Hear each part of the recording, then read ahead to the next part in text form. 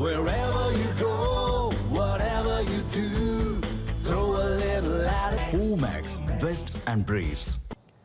நெல்லை பேருந்து நிலைய வெள்ள பாதிப்புக்கு ஓடை ஆக்கிரமிப்பே காரணம் என மாநகராட்சியின் முன்னாள் மேயரும் பாஜக பிரமுகருமான புவனேஸ்வரி குற்றம் சாட்டினார்.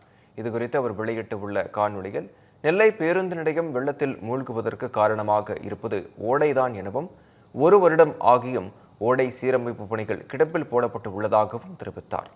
ஓடையின் மீது பல கடைகள் ஆக்கிரமித்து கட்டப்பட்டு உள்ளதாகவும் குப்பைகள் தேங்குவதை தடுக்க தடுப்பான்கள் அமைக்கப்பட வேண்டும் எனவும் தெரிவித்தார்.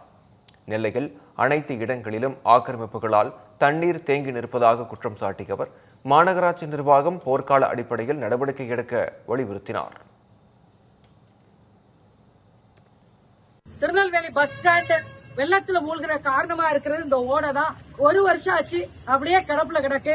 இது மேல நிறைய கடைகள் ஆக்கிரமிச்சு கட்டியிருக்காங்க.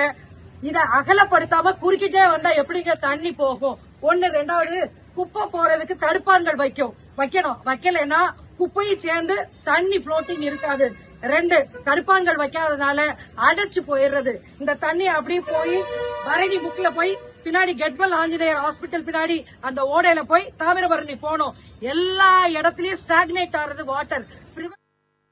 Wherever you go, whatever you do, throw a little at it. Omax, Vest and Briefs.